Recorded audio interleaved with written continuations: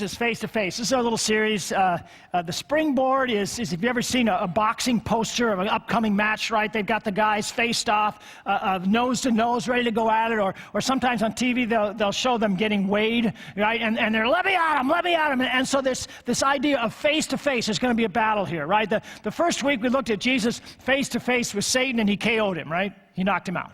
And so we've seen Jesus come face to face with others. Today, it's Jesus face to face with Lazarus. And we said this is the dead and the grieving.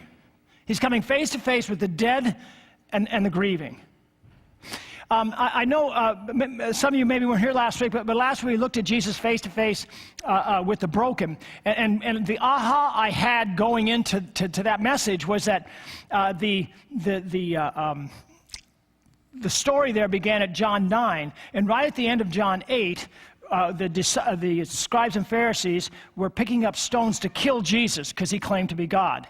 And if you remember, I said that, you know, the chapters and the verses were added later so we could kind of navigate through the Bible easier. So this all flowed together, man. And what really jumped out at me was the writer, led by the Holy Spirit, wanted you to know, yeah, this was Jesus, but this was the God-man. This was God coming face to face with the broken. What does God do when he comes face to face with the broken? And with this story, he kind of doubles down. Okay, the story of Jesus with the broken, with the blind one, chapter 9, chapter 10, he tells Jesus the good shepherd, and towards the end of chapter 10, not once but twice, the writer talks about how the Jews were picking up and stones to kill Jesus because he claimed to be God. Twice in the last chapter of 10, the last part of 10, and then it slides into this story we just read.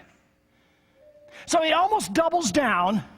The writer wants you to know that, yeah, this is Jesus meeting death and the grieving face to face, but they really want you to know that this is the God-man. This is God in the person of Jesus Christ meeting death and the ones who are grieving. Now, I know this gospel was written, you know, at least 70 AD, probably for a little later, but it still was a largely Jewish church.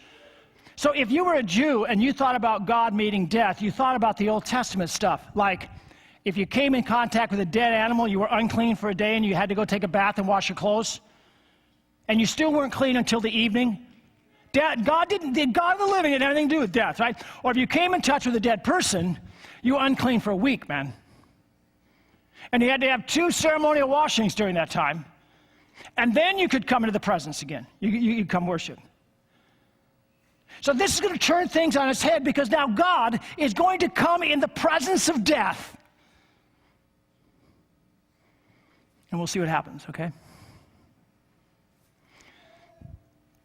Here are the questions. How does God see? Now, it's Jesus, the God-man, right? This is Jesus, but the emphasis here is that he's the God-man. How does the God-man see? What does he do when he comes face to face with the dead one and the grieving ones? You know, this is kind of important for us, right? Because none of us are getting out of here alive. I mean, unless Jesus comes in all of his glory first, right? We're not getting out of here alive. And all of us will be the grieving ones at some point, right? And we will be in the midst of those who are grieving sometimes, right? So, the next 2 questions. What does he see? What does he do when you are the dead one or the grieving one? Kind of important, huh? What is God's heart towards you? The last question here. And how about us when we come face to face with the dead one or the grieving one? What's God's example here in Jesus? After all, we are followers of Jesus, right? Little Christ in this world, little Jesuses in this world. So what does it look like for us? That's what we're going to look at today. This account, you can't help but be knocked square in the face with the emphasis that he's thrown out here, that this is a special family. That Jesus really loves this family, okay? Starts off like this. It says, now a man named Lazarus was sick. You know, most of the time when Jesus does a miracle, the guy's or the gal's name is not mentioned, right? Like the woman that had the issue of blood, it's the woman, right? Or he healed everybody in the crowd that was around, but there's no names. Well, sometimes there's a name, right? Well, it starts here. This account starts with saying, hey, this is Lazarus. Almost as if the people were supposed to know him, right? And he's sick, who he's writing to. So Lazarus is sick. And oh, you're right. And I can just see the early Christians, well, was this the Lazarus? I mean, was this like the one that we heard about that they loved? Oh, yeah, he was. He was the one from Bethany, the village of Mary and Martha. And then I've never seen this, and maybe some of you can find it somewhere else, but there's this, it's put in parentheses in the English, but it's not there in the Greek, right? And it's like the writer is stepping out of the story. He's stepping out of the story and talking to the audience that he's writing to. Yeah. This Mary, whose brother was Lazarus, that lay sick, she was the same one who poured the perfume on the Lord. You see, it says that account of Mary was she was going to be famous, right? From all the Christians, from generation to generation. So it was already getting passed down. What Mary did just before Jesus died, right? She took a bottle of perfume, expensive perfume, and washed his feet and dried with her hair. And he takes a step back and says, yeah, this Lazarus, he's the one. He's the brother of this famous woman that loved Jesus so much that he loves so much. You see him pounding home the point here? And even as it goes on a little bit, it says the sisters sent to Jesus a messenger, and this was the message: the one whom you love is sick. Pretty special, huh? And the Greek word here is philios. Philia. It means family love or friendship love. Jesus had a connection to this family. He spent a lot of time in Bethany. He was at their home. It's where Mary washed his feet with her hair and so forth. And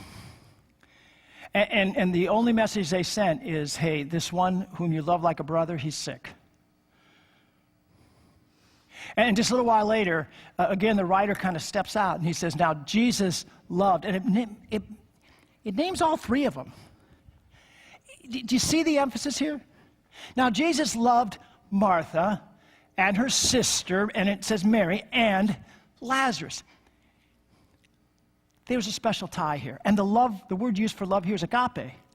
So this is a love that only comes from God. So he loved them as family, and he loved them as their Savior. Right? He loved them. And so the beginning of this story, he's just pounding out this reality of the connection, the family connection, and the love as family as well as Savior that Jesus had for this family. And by name, they were famous. They were famous for the love that Jesus showed to them, right? The early Christians knew this family. And the writer's saying, yeah, that's the family. This is the guy. It's the one you know about, right? This is what happened. Do you think Jesus loves you any less? When he says, I'll make my abode with you? You think he means he wants to be part of the family? You think he agapes you? Of course he does.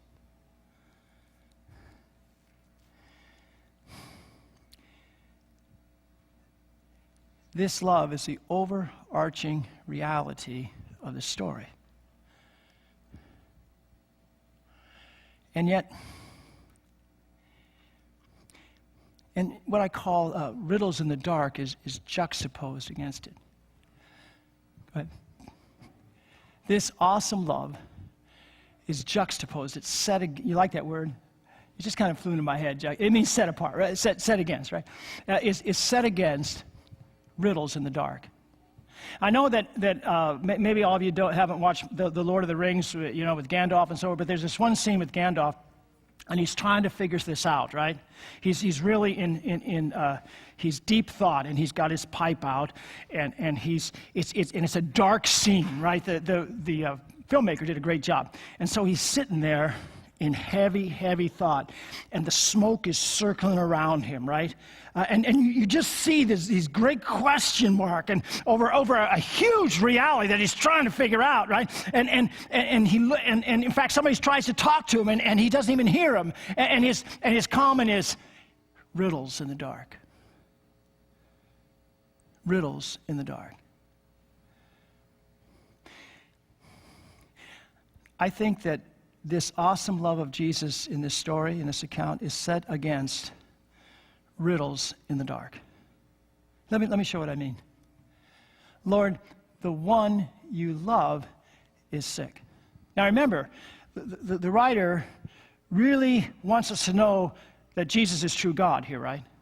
So if Jesus is true God, and which means he's everywhere at the same time as the God-man, right? I mean, he's everything that God is, right? He's all powerful, he's all knowing, he's all everything. Well, why would the one he loved get sick? Why would he let this dude get sick, man? Riddles in the dark. Even if you try to answer, you don't know if you're right. Why would he let you get sick? Does he love you any less? Here's the next one. The women, the sisters are saying, why isn't he here? Why isn't he here? Why isn't he here? Well, why wasn't he there? And then when he got there, they even said, why weren't you here, right? And if you would have been here, my brother wouldn't have died. Well, that's true. And in fact, he was there in a sense, if he's God, right? Is he with you even when bad stuff happens? Then why does it happen? Riddles in the dark. Why did Jesus wait 2 days? I don't know. Some try to harmonize and say, well, you know, the guy came on the first day, and Jesus, and he was, so Lazarus probably, he died that day sometime anyway, because he was dead 4 days in the tomb when Jesus got there. It was a 2-mile walk, guys. Probably, these dudes were in shape, they walked everywhere. It's probably 40 minutes, right? I mean, even as an old man, I can do a 20-minute mile, right? If you're walking.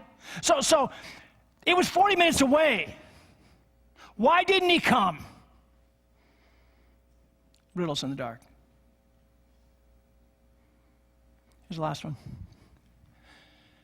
When he got there and he connected with them, the Jews that were weeping with them, were mourning with them, asked this question. Could not he who opened the eyes of a blind man? Remember from last week, right? In the whole Old Testament, no blind men were cured. And in fact, this was a prophecy that only God would do this, the Messiah. So they knew what they were asking here. If he's God, and he is, could he not, who opened the eyes of a blind man, kept this man from dying? What's the answer? Of course he could have. Of course he could have. So why didn't he? Riddles in the dark. Jesus makes this umbrella statement kind of juxtaposed against the riddles of the dark, right? Right when he first learns that Lazarus is sick, I call it an umbrella principle. He says, this sickness will not end in death. No, it is for God's glory, so that God's Son may be glorified through it. And what's really important to understand, this is a statement of fact, not a statement of purpose. God is never the God of evil. He didn't throw a dagger at Lazarus and say, you're going to die, pal, so that I can be glorified. No, that's not what this is about, all right?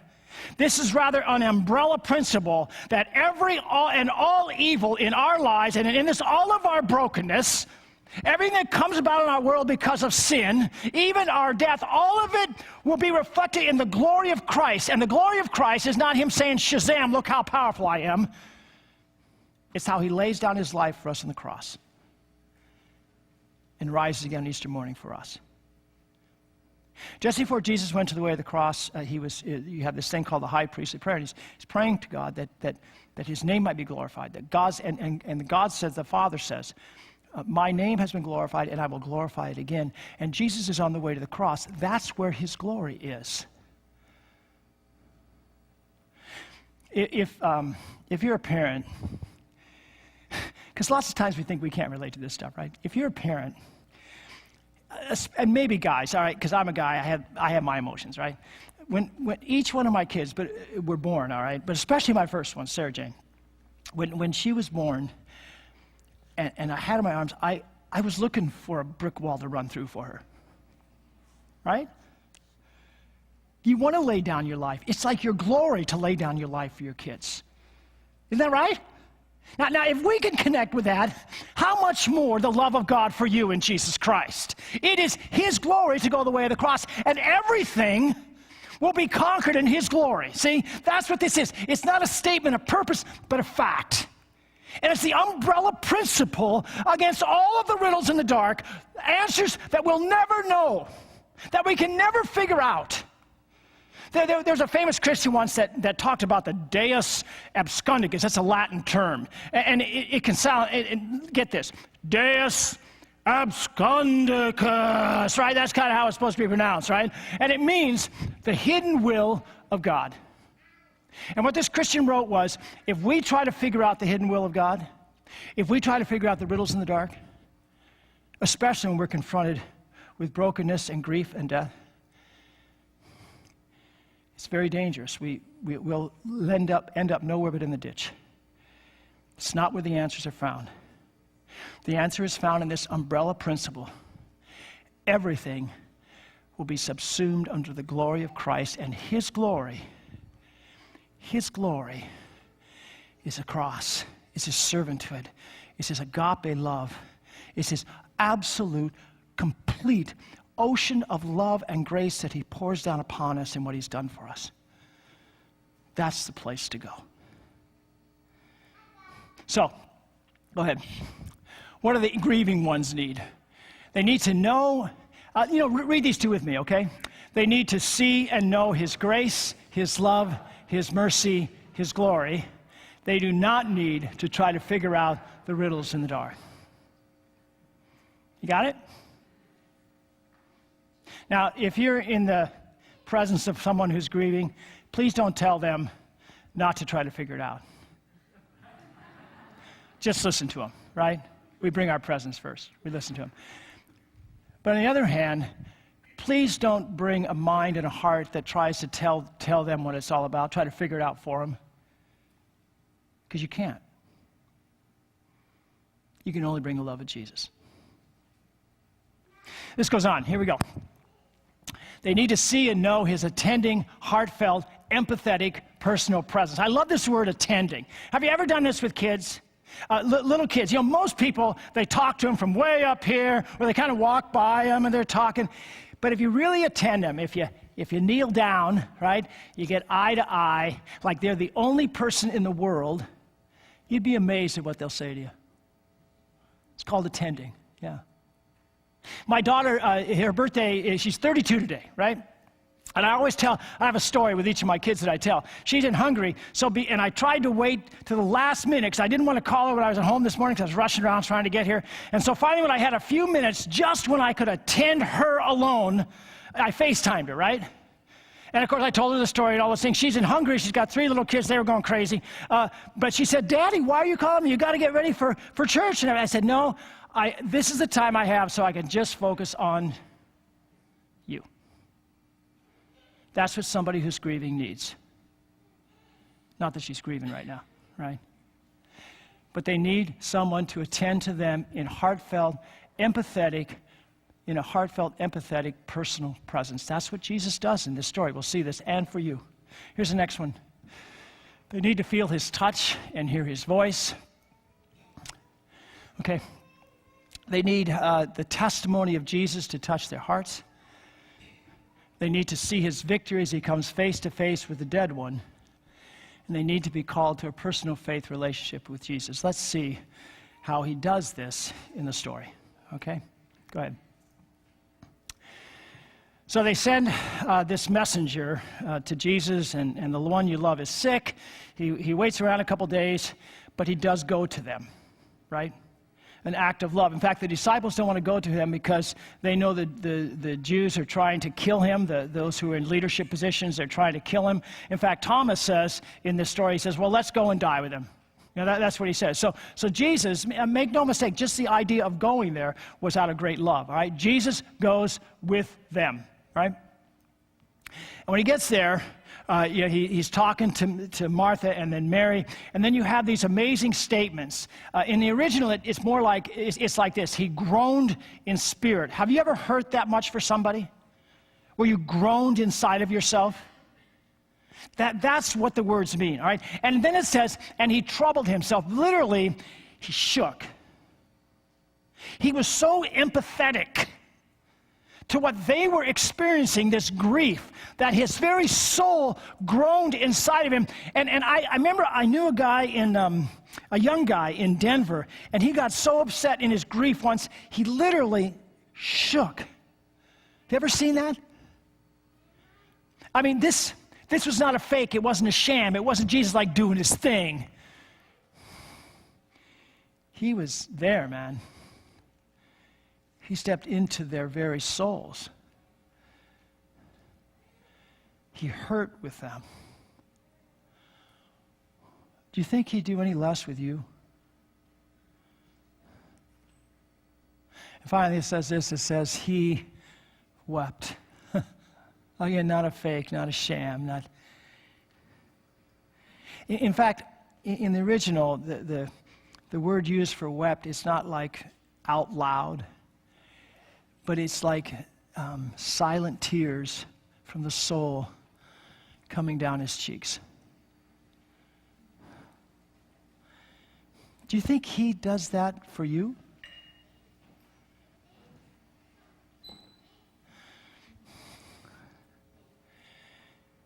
This reality, though, is met by the riddles in the dark, right?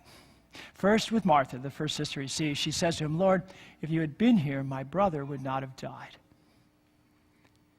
So she's not looking at his presence, she's looking at the riddles in the dark, right? She's saying, I don't get it. And this is Jesus' answer. He says this, your brother will rise again. He doesn't spend any time at trying to explain what she can't understand. But we really want to do that, don't we? We really want to hold God up there, and we want to say something to him. We want to, and the interesting thing here is the way he talks to Martha and later Mary. It's not like how God talked to Job. I don't know if you remember that in the Old Testament. Job put God on trial, and God said to Job, hey, where were you when I laid the foundations of the earth, right? Not to Mary and Martha in their grieving.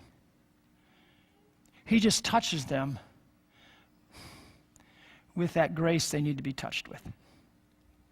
He says, your brother will rise again. Everything will be made to reflect the glory of God's grace. And she said, I know he'll rise again at the end of all things. And I know God will give you everything you pray for. And so she's just kind of chattering. And Jesus says, he makes it more clear. He says this. He says, I am the resurrection and life. That's how we translate it, right? I am the resurrection and life. What's interesting is when you look at the original here, you can have a verb form that means I am the resurrection and life. You could add another pronoun to it. It would be like, we can't do it in English, but it would be like you have one word that means I am, and then you add another I to it, ego. We get ego from that, and that's how this is written. Ego, I mean. It means I, even I am. He's saying to her, he comes face to face with her, and his great love, he says, even I am the resurrection and the life. And this life here is not just bios life, it's Zoe, it's life with God. I'm the one, see? Your brother will rise again, and you're face to face with the one who is the grace of God. He who believes in me will live even though he dies. And whoever lives and believes in me will never die. Now I got a question for you. How do you think Jesus spoke these words? Do you think he spoke them how I just did? I don't think so, right? Because I get excited with these words. I'm going bang, bang, bang, bang, bang. Look at this, man. You think he was banging her on the head with him? This is what's the matter with you? This is what he thinks. Is he doing that? Or is he connecting with her heart? Connecting with her soul? Martha, I am the one for you. I know you can't understand everything, but you can understand my grace. I am the resurrection and the life. It's all going to be made to be under my grace. Whoever believes in me will have this life. And not just physical life, life with me forever. Martha, are you getting this? See? And he brings it home to her. He says, do you believe this? I think that's so powerful. He's not making a theological statement. He's touching a heart. And he wants her to know it personally. I think Jesus, through this story, his Spirit is doing the same thing for you and me right now. The word is called the sword of the Spirit. It's never bare or naked. It always has the Spirit of Christ with it. He's touching your heart right now, and he's saying, do you believe this? And maybe for the first time that the light goes on, and maybe in a way to strengthen your faith. Maybe you're in a rough place, and he wants to lift you up and renew you again. But the Spirit of Christ is coming to you personally, and he's saying, I am the one. And all of those riddles in the dark that you don't understand, they're nothing compared with my grace. Kind of like, did you ever have a child and they had a night tremor? And they wake up, but they're half awake, and they're just all over the place. Remember, my second son, James, used to do that, my youngest. And all I could do was climb into the bed with him and just hold him and tell him that I loved him. And I would just say, I love you. It's Daddy. It's, because he wasn't even there hardly, but he was so frightened. And he was trying to figure out what was going on because he was half awake. You see, in the midst of the riddles in the dark that we can't put together, and we think it's a great nightmare, Jesus is there saying, I love you. I'm who I said I was. My grace covers this. Do you believe this? See? And then later on with Mary, he really does the same thing, but he does it on steroids. All right? He doesn't just tell her, he shows her. That's what happens here. Because she says to him the same thing. If you were here, my brother wouldn't have died. And he said, didn't I tell you that if you believed, notice the you again, if you believed, you would see the glory of God, which isn't his like shining power, but what? It's the cross, right? You would see the grace and mercy and love I have for you. And he doesn't explain this anymore, right? It's on steroids, so he goes right to the action. This is what he says. He says, Lazarus, come out. And he did. Here is God face to face with death. It doesn't have to be washed. He doesn't shy away from it. He meets it head on, and he wins. And you see this in the Bible a couple times. In another reading, Jesus meets a funeral procession face to face. They're on the same road, and Jesus heals the guy. Raised him from the dead. It's kind of like how I introduced today. I talked about when Robin Hood and Little John met. Remember that? They were on a log, and they met face to face, and one of them was going to go in the water. When death meets Jesus, death goes in the water. It's dead. It's done. It's completed. Where, O grave, is your victory? Where, O grave, is your sting? Jesus wins. Lazarus, come out, and he did. And then he said this, take off the grave clothes, let him go. He's got life now. When I read this, and as I was thinking, I thought, for us, I think the grave clothes sometimes are those riddles in the dark. We live in those places as opposed to the mercy and grace and love of God in our lives. Take off the grave clothes. Live in the life and the love of Jesus. So what does the dead one need? Needs the one who is life. The one who beat death once and for all. The one who calls the living who are dead. Calls them back to life. And what does the grieving ones need? They need to know and see his grace, his love, mercy, and glory. They do not need to try to figure out the riddles in the dark. They need to see and know his attending, heartfelt, empathetic, personal presence. That's Jesus in your life.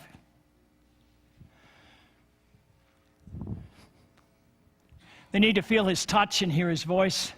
Yeah, this was very personal. I had the folks find a picture where Jesus was hugging Mary or Martha. We try to dehumanize him sometimes. If we don't think he hugged these weeping women, we're not thinking. He touched them. He wept with them. He does the same for us, and he empowers us to do it with others. They need the testimony of Jesus. Even I am. They need to see his victory as he comes face to face with the dead one. The I am on steroids, huh? And they need to be called to a personal faith relationship with Jesus. This is for you. So this week, where are you the grieving one? Where or how has death touched your life? Right in this place, look for the mercy and grace of Jesus, not to the riddles in the dark. I remember when my dad died, it really hit me because we were really tight, and I had my own family in Denver, and I hadn't had a lot of time with him, and it was just tough for me. And I remember at one point, through all that, working through that, I looked at Jane, and she said I had this wild look in my eyes, and I said, I don't ever want to have my kids go through this. You know, and she kind of looked at me, and I could tell she didn't quite know what to say, but she said, well, honey, you know, that's probably going to happen unless Jesus comes, right? Yeah. I was looking at the wrong place. I was trying to figure out the riddles, right? How are they going to get through this? Know that this mercy and grace shown to you is his glory. Know and knew the empathetic, personal, real presence of Jesus as he mourns and cries with you. Hear anew his voice of testimony of love to you. I am the resurrection and the life. Even I am, right? See anew his victory in the empty tomb, and by grace through faith receive anew the gift of life in him as he personally, in his love, calls you as he did Martha. Do you believe this? Right? And where is that grieving one or those grieving ones that God is calling you to step into their lives with his personal presence, mercy, empathy, and love? For it is in this attending presence in the lives of the grieving you will be able to speak from the heart of the testimony and victory of Jesus, calling these also to life in him through faith. Even I am the resurrection and the life. And as he speaks this to our souls, he would have us speak to the souls of others. I'm the one. He who believes in me will live even though he dies. And whoever lives and believes in me will never die. I'm the one. You can trust me. Amen.